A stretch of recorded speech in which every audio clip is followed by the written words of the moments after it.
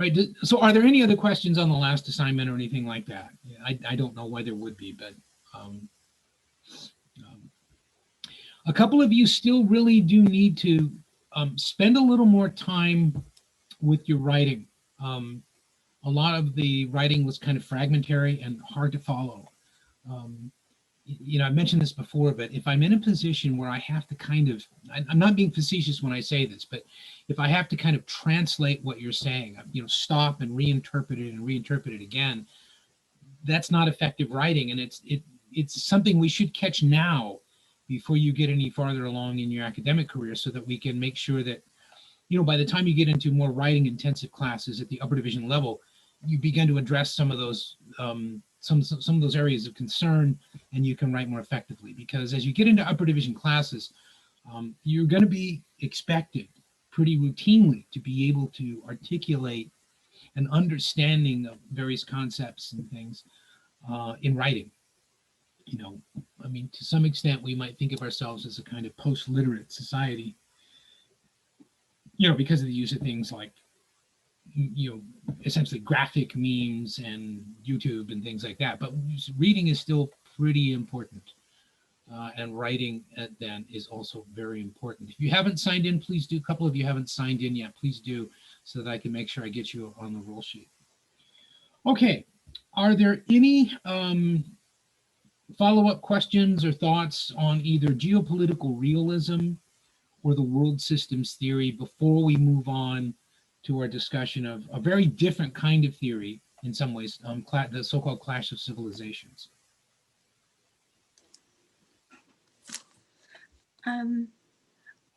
This is Patricia. I had a question. I'm having technical problems and I can't figure out how to change things on here. But anyway, I know I could look it up, but I was going to ask you, I'm confused about neorealism, neopositivism, and neoliberalism. I'm just confused with the neo. I'm going to, this is remembering that this is a lower division class and not at all trying to dodge your question. There are people who do these policies for a living who couldn't readily explain the differences to you. Okay, so it is totally understandable for those of you who might have been confused by those apparent distinctions that some people suggest are important.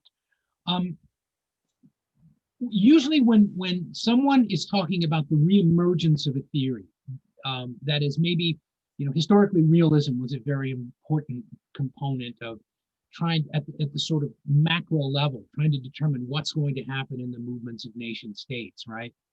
And then people began to supersede that with more economically driven theories and things like that, or with the kind of moralism of idealism and things like that, right?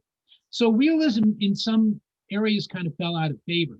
It began gradually to find its way back in. And so often it was referred to as neo-realism, or this is the new realism. The basic assumptions are no, and it's a perfectly legitimate source of confusion. Okay, I would suggest that for purposes of what we're doing here, and probably anything you're ever going to want to do in your life, unless you go to work for the CIA or something, and even then, they don't deal with these theories. The main thing to remember would be those fundamental assumptions of realism, which is whatever's happening within an individual nation state, whatever struggles are going on between, some of the other variables that we talked about in the previous module, cultural nationalism or multiculturalism or, anything else. Those things are resolved and mitigated within the nation state. As far as the rest of the world is concerned, that, according to realism, that nation state acts as a unitary actor pursuing its own self-interest. That is a rational unitary actor. It doesn't do what it does for moral reasons. It doesn't do what it does to save democracy because that's a morally right thing to do, or to advance, international communism or socialism because it's the right thing to do. It does it because it advances the interests of that nation state, okay, as articulated in a coherent way by the government of that state. It may not, and often is not, the so-called will of the people, okay? That might have been one of the sources of confusion we got into, particularly with world systems theory. Okay, world systems theory, geopolitical realism, these are what are sometimes referred to as grand theories. And I made the observation, and I believe in our last class, that, you know, of one of these theories, it doesn't function as a general theory of everything. And that's a thing that is derived from physics, the notion that ultimately what physicists are trying to do is come up with a functional general theory of everything. Okay, if you understand this grand theory, everything else makes sense. Okay, these don't really function. They don't really function that way. Okay, they're also not what we call middle level theories. Okay, or middle range theories. Okay, a middle range theory, you're going to hear this if you go into sociology, especially. Middle range theories are theories that are extrapolated from available systematic observation. That is, over time and in a systematic way, trying to be as objective as possible, you make observations. Okay, as a consequence of those observations, you try to come up with an explanation. So you're actually explaining observable phenomena. Okay, that's a middle range theory. Okay, the other theories, brought sort of wider or grand theories, are things in sociology like the one that's most famous as it pertains to politics is something called structural functionalism or functionalism. Okay, what those are is theories that are advanced often in the absence of available data. Okay, in other words, they're theories about things rather than theories derived from the observation of things. Okay, these theories we're talking about are essentially grand theories. They're not middle range theories. Very little of what's advanced here is systematically sort of put to the test of empirical observation. And in every case when it is, there are always flaws in the theory. I'm not here to advocate on behalf of grand theory. What I'm saying is the grand theorists argue that these theories don't explain everything. They only explain the important things. Okay, so one of the assumptions about these different theories, if you, for example, if you wanted to compare them, is what did the particular proponents of these theories think is most important? Okay, so a realist, for example, says, look, the only thing that really matters is identifying the manifest interest of individual nation states. Now, sometimes that interest is best served by entering into an alliance. So geopolitical realism is not just a theory of go-it-alone isolationism. It can explain alliances. It can explain treaties. In other words, it isn't the case of a geopolitical realist that you're never bound to any other country. You'll make an alliance with somebody if it's in your interest. That's that old notion of the enemy of my enemy is my friend. Okay? You don't have to like them. There's no morality to it. They're just going to, when we made an alliance with a country whose complete core reason for existing we despised, the Soviet Union, we made an alliance with them that helped crush the Axis alliance in the Second World War. As soon as we had accomplished that, we then immediately jettisoned that alliance and went into the so-called Cold War against the Soviet Union and global communism. Okay, that would be evidence of people thinking like geopolitical realists. Okay, there's no morality to that. Okay, for example, the same people who in, let's say, between say 1944 and 1946 were supporting, Russian relief and things like that, right, would be by 1950 branded as communists and communist sympathizers. There's no morality to that. Now, something that was considered kind of a humane and decent thing to do for an ally, right, would by 1950 be looked at as essentially criminal, or say certainly by 1952, right? So again, what I'm trying to say is a geopolitical realist says, yeah, that was all sort of sorted out internally within the United States. That's what McCarthyism was all about and everything else. But the fact is, the United States foreign policy changed very little during that time. A realist would say. That is, we still tried aggressively to project force under the old Monroe Doctrine, where the Western Hemisphere was ours and anybody coming in there was going to run into us. We overthrew, often very violently, sovereign, duly elected governments in places like Guatemala, later Chile, Iran, and all these other places, right? We didn't do that to save democracy, and we didn't do that for the good of their people. We did that because it served our geopolitical interests. Okay, that would be realism. Okay, it just simply ignores everything else. And so if you're going to understand these theories, rather than, as I tried to explain in last class, it's not about whether you agree with them.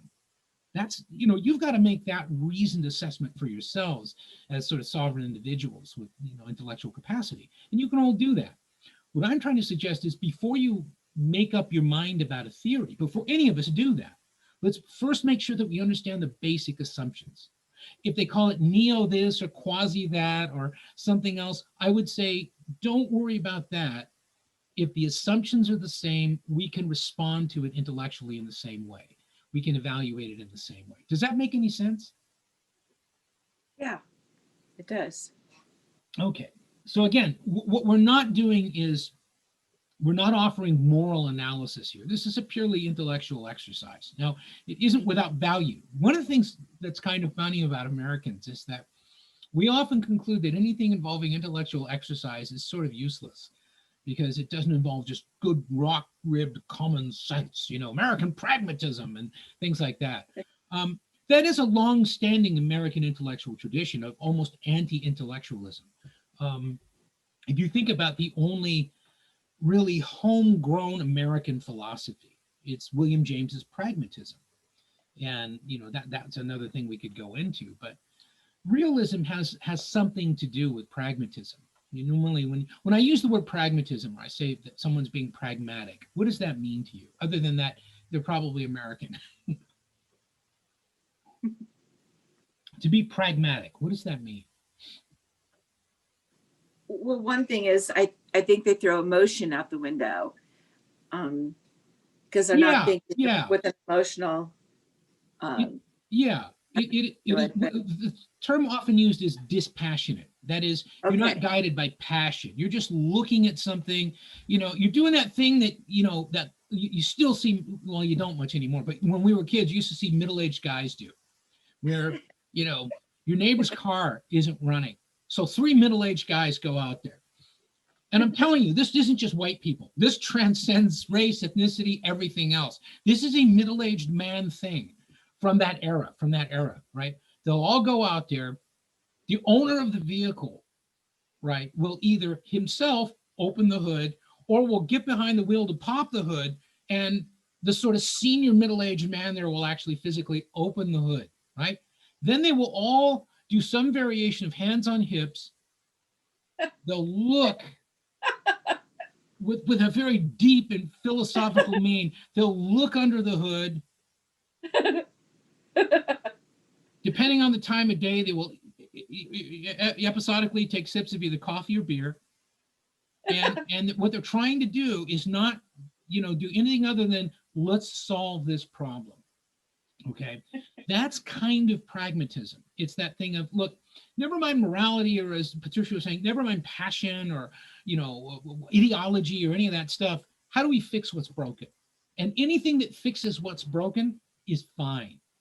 Different people might approach fixing what's broken in different ways, but if you're fixing what's broken, that's fine. That's just fine. In fact, I can give you a really good illustration of how this works. It was a really interesting and telling experience for me. I was at a university in Nigeria in 1989. I was doing research there, and there was a military coup while I was there that kind of put everybody on edge, because it was a military government, but there was an attempted coup by junior officers. And in the midst of all that, we had a massive failure of the plumbing system in the bathrooms, where we were in like little dorm rooms, right? And so I was sitting there, as you do in the, you're drinking in the tropics, you're always about half hammered, because you got to get through it. It's important. And I finally said, look, why don't we, I got a thought. This is just a thought, and because it was all I could do to put a thought together. Drinking in the tropics is hard work. And I said, why don't we go in, and can anybody get me? I had to explain what a crescent wrench was, because if you got a crescent wrench, you can move a mountain. Okay, crescent wrench is like superpowers. And I said, and I explained what it was, and oh, well, there's a man in this thing, and he might have a crescent wrench. Okay, cool. What we can do is I can go into the bathroom. I can look at the toilet that works, okay, and I can look at the one that doesn't work, and I can compare them and take them apart and find out what has failed us here, right? And we can fix it. Maybe with parts from one of the other failed toilets. Okay. I mean, that's kind of thinking pragmatically. The response to that was a combination of shock and awe, moral outrage, and hilarity. First of all, hilarity that anyone who was white, this is Nigeria, right, would fix his own broken stuff. And I had to explain to him, look, this is what you do. Stuff breaks, you fix it. This is what you do. I'm not rich. I couldn't convince them I wasn't rich. Then it was this moral outrage, the response being, we have people who do that for us. And I said, well, apparently you don't, because it ain't getting fixed. So what do you think? And I was, because I was honestly afraid that if I went down there myself carrying a wrench, because there were soldiers surrounding the university and the tanks were sort of pointing inward. That's common in a coup, because there's always this concern that that there are these sort of left-wing agitators in universities and things like that, right? So I thought, if I do that, I will at the very least be arrested, possibly be shot, But if I go down there with several people, they'll just stop us and ask us what we're doing. I couldn't get anybody to do that. Couldn't get anybody to do it, And then I actually found a wrench, snuck down, fixed one of them. And it was like, they didn't know whether it was some weird kind of pornography or if I had like superpowers. It was something they'd never seen. Because remember, these were the elite of Nigeria. They were in a university. They were that kind of the 1% in Nigeria. They did have people do those things for them because they had inherited kind of that hubris of colonialism, which said, if you're part of the collaborative class working with a colonial regime, you begin to act more like the colonizer than you do like the colonized. All right. Part of that was you abandon that sense of, do-it-yourself pragmatism. Okay. But I could go and talk to the guys who were out digging ditches and stuff. They would do it. They knew what to do because they had to survive. So that idea that, to get that back to sort of the intellectual realm, you're doing kind of the same thing when you're advancing theories. A grand theory is not a do-it-yourself. Let's look at the pieces in this toilet, look at that one, and let's learn from one and fix the other, by observing systematically, right? Grand theory is more like, oh, the toilets aren't working, the plumbing is broken. Okay. When the plumbing breaks, these things happen. In other words, it doesn't matter why the plumbing broke for the grand theorists. What's important is that the plumbing doesn't work. If the plumbing doesn't work, there will be consequences. Think of it the way you think about something like flu season, okay? Most of you don't sit down and think hard about how bacteria and viruses work, or when you begin to experience symptoms, you don't immediately start thinking back, sort of tracking and tracing the way we're trying to do with COVID right now. You don't normally do that. What you think of is, oh, I'm getting sick. That feeling you get when oh man, I'm going to get sick. I got the scratchy throat and, I'm going to get achy and all that kind of stuff. And, that's it. So you have a grand theory that satisfies that. Either A, I have a cold, whatever that is, or I have the flu, which for some reason is more serious than having a cold, even though they often have the same symptoms. Okay. We don't think about what the causal elements of that are very much, if at all, right? We just assume, yeah, I'm sick, as opposed to, well, let me analyze these symptoms. Let me compare them to what everybody else has. Let me deduce from that a theory of what's ailing me. We leave that to specialists. We leave that to doctors. We don't fix our own plumbing. That's what I'm talking about. Does that make sense? That, in a sense, is what the grand theorist is doing, is saying, we don't fix our own plumbing. I just want the big view of the world. In this place right here, the plumbing doesn't work. I don't care why. I don't care about fixing it. The only thing that matters for purposes of what I'm trying to explain is the plumbing doesn't work, or these people have the flu, you know. So that would be realism. World systems theory would say, we're not really interested in what the state of culture is within, you know, a given country. That's not terribly important. In Marxist terms, that would be considered superstructural. The most important thing from the point of view of a world systems theorist would be, where do you fit into the system of global capitalism? Because that's the thing that drives the world, according to that theory. Now, we can argue against that, and many people, and the next theory that we're talking about certainly does that to some extent. Okay. But these grand theories are not trying to explain all the little things that happen on the ground. What they're trying to say is, those things are only important at the ground level. We're not at the ground level. We're at an almost celestial level. We're looking at the whole globe and trying to figure out what makes this thing, you know, behave the way it does with respect to the people crawling around parasitically on it. Well, we think we have a theory. It's realism. It's world systems. It's whatever it is. Okay. So that's what these theories are for.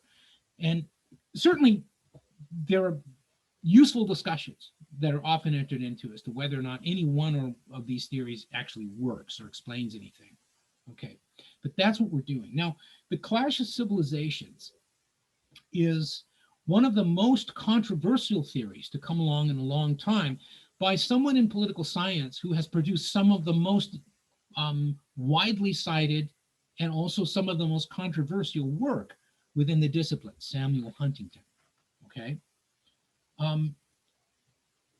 And what we're looking at here is this does say that this isn't necessarily about capitalism as a world system, that in fact, this goes back to the old realist notion of a relatively anarchic system. There's not anything that unifies the world. Rather, another assumption of realism, the international environment is an environment of contestation and conflict. And so what Huntington, arguing as a kind of realist, is doing is saying the root of that conflict is in culture. It's in civilization. Okay? Now, I got to ask, all right, did any of you actually go and look at this so that that I'm building on something you've read? Or can I assume safely that no one has in fact read this yet? I read both of them. Okay, good. Okay. Again, it's not a judgment or a condemnation. I don't want to bore you by elaborate discussions of things you might already understand from having read it.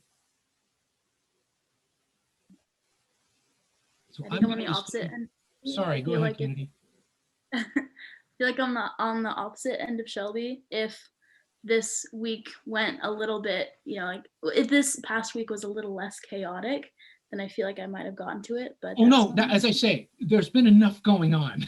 It's not a judgment. I don't want to bore you. I don't want to waste your time. It seems like, though, is it safe to say that most of you have been sufficiently distracted by the election and things related to that this has just been like kind of low on your list? There is nothing wrong with that, by the way. Okay, cool. Then yeah, I've been would really you prefer that I kind of walk through this? Okay, and Shelby, I interrupted you and I apologize.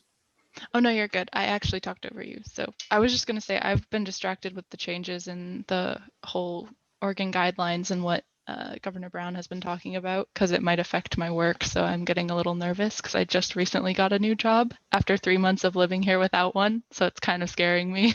Yeah, well, try not to be scared. I understand you have a little trepidation, but you know, yeah, it's one of those things you worry about the things you can affect, and that ain't something you can affect. That's an yeah. easy thing to say and a hard thing to do. And I'm not being facetious. I understand the way you feel, having been in that situation many times myself. By the way, just in case you wonder, I think a lot of you think that because I'm tenured, I'm untouchable. We've been through 2 retrenchments in the last 10 years. Both times my job was on the table. So no one's safe. All right. None of us should be flippant about this. So when I'm not teasing with Shelby or anybody else in that situation. I'm just saying I do know what you're talking about. It becomes a little more precarious when you still have like kids to take care of and stuff like that. But I understand a lot of you are concerned about some variation of that. So when I say things like did you read or did you have time? I'm actually really asking. I'm not condemning you for not doing that. This has been a really hectic time with a tremendous amount of distraction. So if you feel like you're not quite with this, I would say, that's understandable, but remember, it's good for us to still try to get our work done. Let's just find a way to do it. We can still do that. Yeah, I think Patricia just mentioned the firing of the Secretary of Defense. I don't think there's any immediate cause for concern there. That's a personal animus between Esper and President Trump, because Esper, as far as we know, Esper refused to deploy American military personnel against the demonstrations. Okay, that's really what that's about. He's sort of settling scores. And I've never seen this with an outgoing president, but I have seen it with other presidents. I saw Richard Nixon do it. I saw Lyndon Johnson do it. I've seen other people do this. So that's not something that's peculiar or certainly not unique to Donald Trump. All right, let's talk about the clash of civilizations. Now, again, let's start with the basic assumptions. Okay. I'm taking a fairly complex argument, and I am not dumbing it down because you're smart people. I'm not going to insult you, but we have to start with the basics and build on those. You have to remember this is an introductory class, okay, and it's important. Okay, the idea here is that prior to the end of the Cold War, according to Huntington, these various epochs or sequences of history, cycles of history, tended to be determined in terms of their nature and their ultimate outcome by fundamental conflicts, okay? They were struggles between contesting monarchies, maybe. This takes us way back, right? You can go all the way back to, if you wanted to, I suppose, you could go back to dynastic Egypt or something like that and say there are these contesting monarchies, okay? And again, that involves a contestation, say Egypt, both between Egypt and other belligerents and within Egypt itself. Okay. But they were contestations around the institutional framework of the monarchy or the central ruler or something like that, right? Beginning with about, well, I think Huntington would say the treaties of Westphalia. So that would be roughly 1650, halfway through the 17th century. We've moved into this era of these sovereign nation states, which is a relatively modern concept. And so increasingly, the monarchy begins to recede in power to this new emerging class. And this emerging class is first of all, these sort of mercantile, merchant class elites, and later industrial elites, right? But commercial elites begin to grow in power. The middle class begins to expand, some places more rapidly than others. And that creates new arenas of contestation over and between sovereign nation states. So it's no longer just, the arbitrary whim of a dysfunctional monarch. Now we move into an area of something like geopolitical realism. We look at the states as possessed of interests and in a perpetual struggle to advance those interests while deflecting the belligerent projection of others' interests. And you have these cycles of war and alliance and all these things that explain world history and explain the way the world works, okay? Then, in the wake of a cycle of revolutions, the most profound of which is the Russian Revolution leading to the creation of the Soviet Union, the emergent area of conflict becomes ideology, okay? Now, first of all, just stopping there, are there questions about Huntington's thinking there, as I've imperfectly explained it? Do you see where we're going here? You have the disputes among and between monarchs, yielding to disputes among and between sovereign nation states, bounded territorially, but having disputes over those boundaries at times, disputes over interest, disputes over trade routes, everything else, right? And then beginning with the Russian Revolution, all the way, through World War I, Russian Revolution, the interwar years, into the Second World War, that ultimately the struggle there is over ideology. Okay, so you have, on the one hand, you have different ideologies that are involved in this world struggle leading to World War II. You have liberal capitalism, which would essentially be largely Britain and the United States would be the ascendant liberal capitalist powers. You would include as sort of ancillary powers probably the rest of the British Commonwealth. So you'd include New Zealand, Australia, Canada, places like that, right? So you have liberal capitalism, where you're advancing this notion of sort of free and fair elections and free markets and a lot of notion of freedom. Again, not so much for moral reasons, but because you're suggesting this is in our interest to advance this kind of market-based system. So that's one ideology, okay?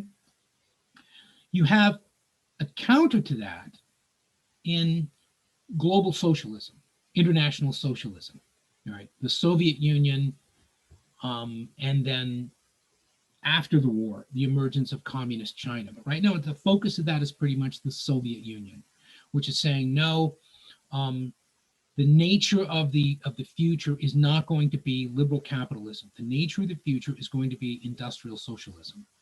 Okay, we're going to have command economies. We're going to do rapid industrialization. We're going to have 5-year plans. All, you know, the kind of things that we associate with the Soviet Union. First of all, is it clear how those two views of the world are inevitably going to clash? It's really important that we understand that before we go any further. Because remember, his whole theory is these are clashes, right? Clashes between monarchs, clashes between nation states over territory and treasure, clashes between systems of ideas, ideologies. Now, there was arguably a third ideology at that time you could suggest. What would the third ideology, major global force moving at that time in the midst of World War II, what would it be? It wasn't liberal capitalism, and it was anti-communism. It was not international socialism. What was it?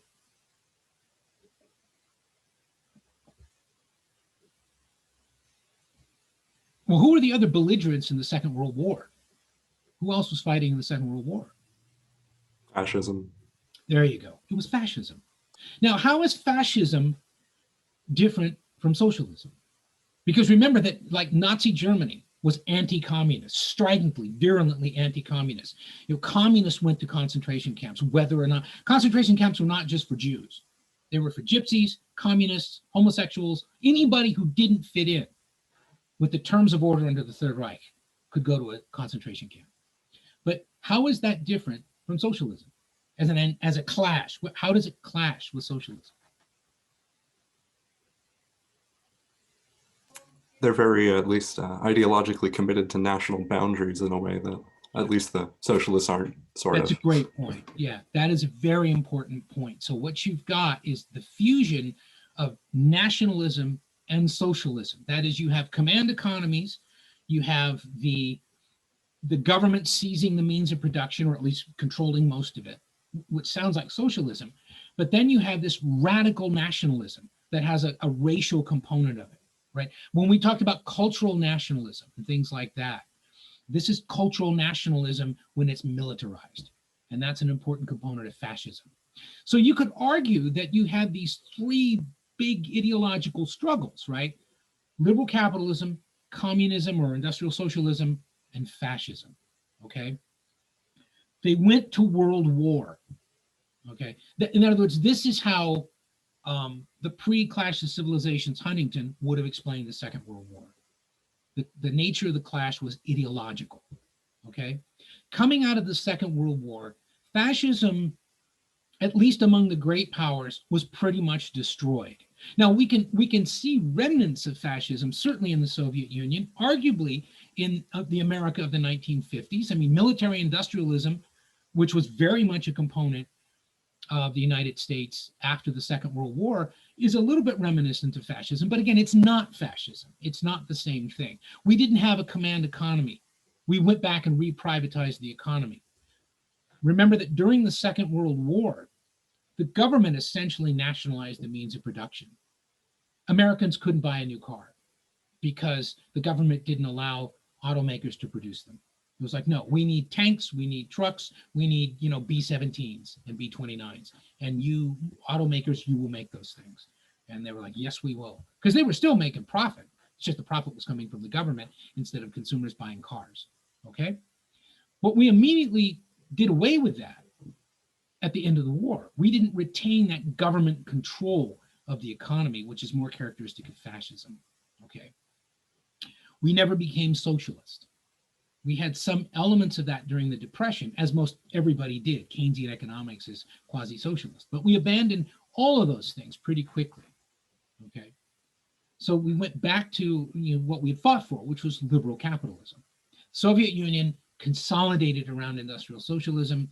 That was reinforced by the emergence after 1949 of communist China. Okay, and then we had somewhere between 1957 and 1960 the emergence of communism in the American hemisphere with Cuba and things like that. So you see how this is still, we still have remnants of an ideological struggle, but it's no longer really involving as a third player fascism. There may be fascist elements, but the fascists, oddly enough, tended to be the dictators supported by the United States. They tended still to have those remnants of fascism. We still had fascism that existed. Spain was still fascist. Portugal was still fascist, but fascism had been destroyed pretty much in Japan. Fascism had been destroyed in Italy. Fascism had been destroyed in Germany. So the sort of core countries dominating international affairs were no longer fascist. Okay, does that make sense? That what Huntington's talking about is a kind of reconfiguration and almost a purification of the ideological struggle into kind of good and evil. The bipolar world is ideological in its nature. Okay. So then what happens is, according to Huntington, that holds true. That characterizes every significant struggle on the planet up until the collapse of the Soviet Union, let's say circa 1990. Okay, because it takes a while for everything to fall apart. But certainly by 1990, you have the Russian Federation, you have the Eastern Bloc, behaving in more sovereign ways, no longer just referred to as the sort of captive nations of the Soviet Union. You have the breakup of Yugoslavia, which leads to extraordinary wars and everything else. But you no longer have that fundamental ideological clash, because the assumption is industrial socialism is dead. That even the Scandinavian countries are operationally Western in their view of the world. They may have elements of socialism, but they also have elements of liberal capitalism. And Huntington would argue they're more liberal capitalists than they are anything else. They're nothing like the Soviet Union. They're not ideologically pure enough to be communist, or I would prefer the term industrial socialist. They have what are called mixed economies. Germany has a mixed economy. France has a mixed economy. Okay. So then the question is, what happened? Well, a historian by the name of Francis Fukuyama argued he was a historian, still with us, that it was the end of ideology. That ideology, which had characterized history for, the last 70 years was over. And so he said, speaking sort of metaphorically, he said, this is the end of history. What he meant by that is in the sort of Hegelian sense of, a historical dialectic, that was over. There was no countervailing force against liberal capitalism. It was the ascendant global value. Okay. But Huntington says, no, not really. So then the question is, well, what's the nature of conflict today? Okay. Now that's a lot to be thinking about. So let's slow down a second and let me ask you, keeping in mind everything we've talked about, trying to identify what the fundamental nature of clashes globally are, kind of thinking like a realist. What would you say right now is the most significant source of clashes in the world, of conflict? Is it conflict over monarchs? No. Is it merely conflict between nation states? Not clearly. We haven't had a world war since 1945. Is it conflict over ideology? Well, not in the sense of, industrial socialism and liberal capitalism. Not really, no. That seems to be over. So what's the nature of conflict now? If you were a political theorist and you were going to come up with the next great theory to explain global conflict or lack of it, what would you say would be the source of conflict? Because clearly conflict has not gone away. I think you mentioned it a little bit earlier, but you just mentioned quickly like the root of conflict comes from culture. Is that anywhere close? Well, it could be, but let me ask you this. Why would we fight over culture? And by the way, not an easy question to answer. So if there's a little pause, that's okay. That just means you're thinking. But, that is a common assumption now that, you'll hear after 9/11, you heard a lot of people like President George W. Bush would say, they hate us for our freedoms. Well, there were a number of things wrong with that statement, that declaration. First of all, most of the Islamic world, and that's who he was talking about, most of them don't hate Americans. They don't. If you go to Islamic countries at that period of time, right in the midst of an immediate aftermath of 9/11, right, there's tremendous sympathy for the United States. Okay. Whatever they thought about our government or our policies, there was a lot of real mourning for what the American people had gone through. You know why? Because they'd been through it repeatedly. It was the first time in my lifetime, meaning pretty much the first time ever, that Americans had really experienced that kind of outrage in their own country. Because Pearl Harbor doesn't count. That was a military installation. It wasn't Pearl Harbor. That's nonsense. Okay, that's dime store history. That doesn't work. The problem with 9/11 for America was we didn't know what it was. We didn't know what it meant because no one had prepared us for it. And we believed that we had this superior set of values. Remember when we were talking about culture, and a lot of you identify this in your assignment. An important component of culture is values. What do you see as good or bad? What do you see as right or wrong? What are you willing to protect? What are you willing to fight for? What do you think is important to preserve? Okay. That's what defines a culture. To the extent that that culture defines a people within a territory, that's a nation. Okay. I mean, in one sense, the nation is merely the people living within a defined territory. But to the extent that they're unified in their shared identity, their shared historical experience, they are nationalized. They become more of a nation. Okay. And so for America as a very nationalistic country, we could not understand what the hell happened. But I can guarantee you that the people who did that understood exactly what was happening and why it was happening. Okay. What were they fighting over? Why did they hate us enough to do that?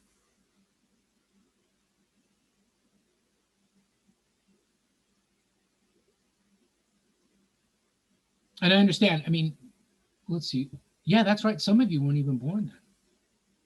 I mean, it's so funny because I have this vivid recollection, right? I had taken my oldest boy, who was then 8, and we went for a week to Disneyland because we had just had a baby and it was a real tough pregnancy. And so their mom was like, look, take Miko and go and do something nice with him. I can't go. She was recovering, obviously, little guy. So I got back, and what I always used to do when I was there was I'd make sure she could sleep in, and I'd go and get the baby when he woke up and take him downstairs and watch the news and have coffee so she could sleep in, right?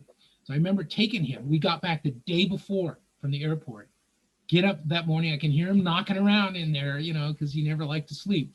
I go in, I get him, I go and turn on the TV, and next thing I know, I'm watching 9/11. Okay. I mean, it's just burned in my brain. But I understand that for a lot of you, it's like something you read about or someone told you about. I was in Sorry. when that all happened. I was maybe a year old. So Yeah, that's what I mean. Yeah. I mean, I have to remind myself how long ago that was.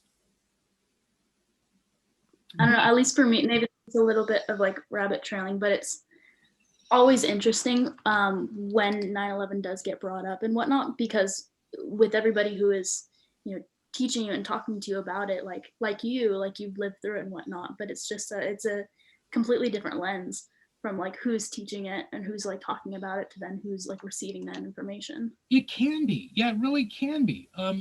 In fact, this will maybe help us understand the sort of cultural nature of this. Because I teach at SOU, I was still then considered like one of the kind of go-to people in the Rogue Valley for KMED, which is a relatively, generally speaking, was a conservative talk radio place. But, you know, I had a relationship with those people, and they, you know, they would bring me on, if not only so that they could, what they thought was sort of beat up on the liberal professor, right? So I got a call right after that. They wanted me to come on the show, and I think what they really wanted was to hear a professor with his back against the wall having to condemn people, right? And stupidly, because I'm stupid, instead, at 7 in the morning, I go on the radio and start explaining it, you know, and I talked about concepts that, like the one the CIA uses of blowback, and that, you know, every action has consequences downstream and things like that, and explaining, you know, the fatwa that Osama bin Laden had put out on the United States, the fact that we had a massive military presence in what for the Islamic world is Mecca. You know, that's looked at as an obscenity globally. And again, what everyone thought was that I was justifying it. And never mind how many times I kept saying, there's no justification for this, but if we're going to know what we should do, we need to understand why it happened. I actually got death threats. And dig this. This is how smart death threat people are. If you call my phone on campus, which no one ever does anymore because I never answer it anymore, there is an immediate, there's a timestamp, date stamp, and it takes your phone number. You would think that people would know that, but I actually had at least two people call up and say, you know, that whole thing of I know where you live or I know where you're at. Well, I'm going to come down there and kill you. And I'm thinking, okay, you know, that's good, you know. But you got to figure, why would people react that way? Well, one of the explanations is that a lot of America felt that what was being attacked was everything they believed in, because that's what we were being told. And remember, we had no place to put this. We'd never seen anything like this happen before. And so, you know, it's hard to process something when you don't know where to put it in your brain. Okay, so people would tell us, you know, the president would tell us, or, you know, Democrats would tell us. It wasn't just a Republican thing. They'd say, well, you know, they hate us for our freedoms and this and this and this. And so, first of all, or you would hear this commonly, these people are crazy. Or there's something in the nature of Islam that's soaked in blood, or something like that. Yeah, no problem, Zachary, that's okay. I just want to make sure you got back in okay. And none of that was accurate, but all of it was emotional, okay? And so those of us who were trying to be dispassionate about how we explained it, we tended to be looked at the way, like, people who believed in civil rights were looked at during the McCarthy period, which was, oh, you must be traitors, you know, because people were reacting emotionally because they saw this as an attack on their way of life. And in this sense, we could think of culture as a way of life. Now, this is really important. Let me make an important distinction, okay? And again, remember, this is a way of looking at this. This isn't necessarily the way I would look at it. A way of life is not the same thing as what you hear of as lifestyle. Lifestyle is largely consumer driven. It's, you know, what kind of clothes do you wear? And, I don't know, where do you go out to dinner? And what kind of foods do you like? And, you know, when you're going out to eat, it's all this commercial stuff, right? How do you decorate your house? Or what kind of car do you drive? That's commercial. That's just commercial society. That's consumer society. A way of life means your life, the contours of your life are shaped by this common experience that you have with the people around you.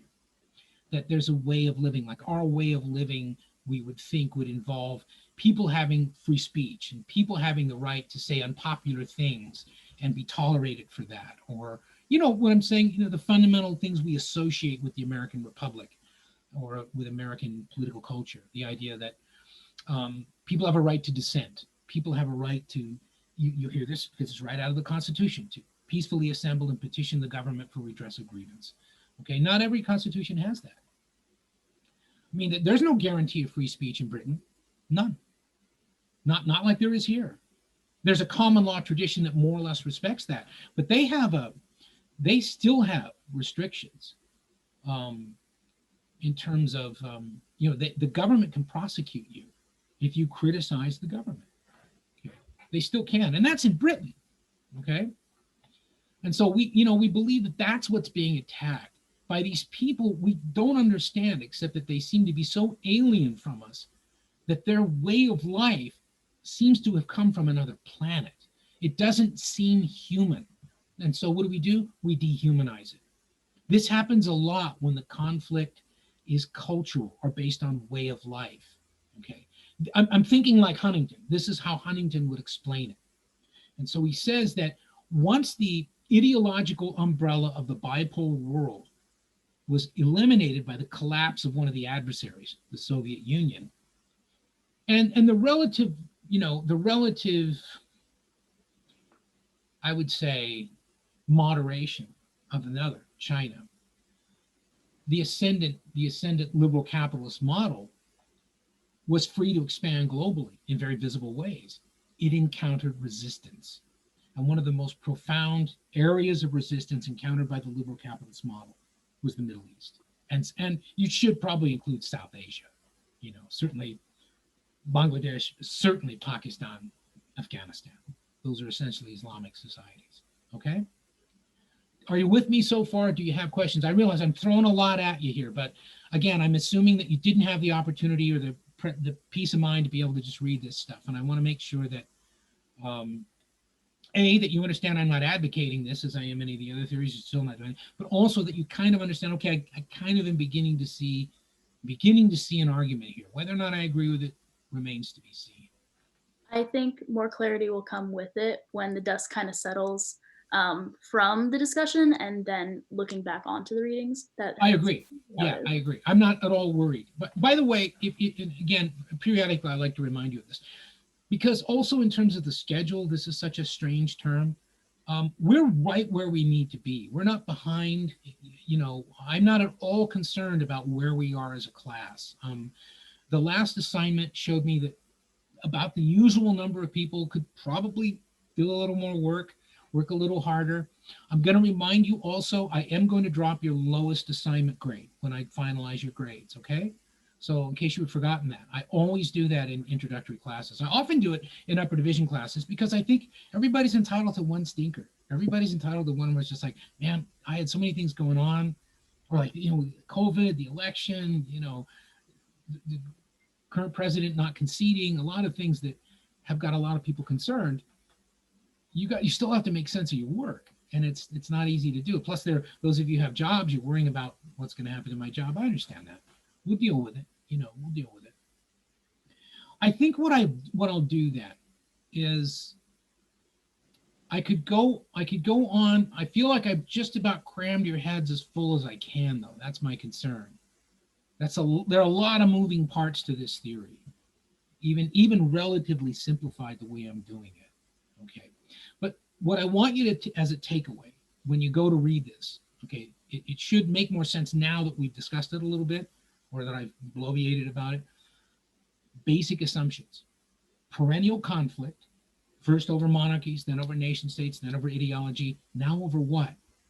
Civilization, culture, identity, way of life, not lifestyle, not, the rich and famous stuff, but the fundamental assumptions about how life should be lived. Huntington is arguing you can break the world down into 7 or possibly 8 civilizations.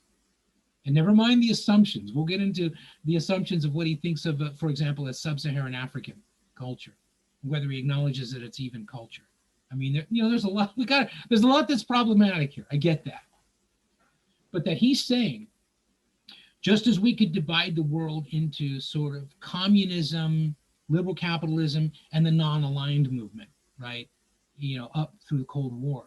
We can kind of identify the world now through at least 7 civilizations, possibly an 8th, and then these kind of interim civilizations or swing civilizations that could sort of go one way or the other.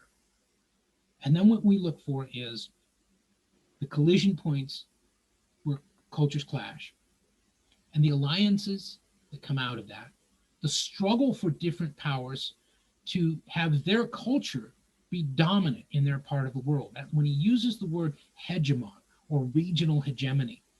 That's what Huntington's talking about. That Iran wants to be and has wanted for a long time to be the hegemon of the Middle East, the dominant force in the Middle East. Japan has been, until recently, the hegemon in the South Pacific. A lot of people are saying now that that's really being overtaken by China because it's got a much larger economy and much more throat weight, right? If there is a hegemon in the European Union, it's probably Germany. Does it make sense what I'm saying? From this point of view, from this civilizational point of view. All right, then are there other questions, concerns, things that maybe aren't quite clear before I turn you loose? Okay, so do take a look at this. It's nice because it's a Wikipedia article and it's evidence that Wikipedia can be useful. It also has, by the way, it has a map that I think you'll find really useful on the so-called major civilizations, and it's got a little legend on which was which. They're color-coded and everything. It often does help if you look at a map when you're trying to evaluate these things, because suddenly you see where geography always matters. Okay, always matters. Whatever you think the driving force is, whether it's, geopolitical realism or world systems or ideology or civilization or whatever, when you look at it on a map, you can see, oh, I can see where the conflict points would be. And then the idea is to determine whether or not his theory is any good, you look at those conflict points and you say, well, is there instability there right now? Is there violence there right now? Is there conflict there right now? And that, to the degree that you can say yes, then you'd say, well, then that's a pretty strong theory. To the degree in which you say, no, not really, then you'd say, well, maybe we need a better explanation, okay? So take a look at that. Remember that we don't have any class on Wednesday, right? Because it's Veterans Day. And so we're not going to have, you don't really have to talk about this again for another week. But that gives you a week to look at this, okay? And really get it under your belt. Because as I say, in international relations, in political science, the study of geopolitics, Samuel Huntington is one of the single most important, most often cited authors. And this is perhaps his most controversial theory. So we can't really look away from it. We have to take a look at it. Okay? Anything else? Okay, well then I will see you in a week. Thank you so much. Okay. Thank you.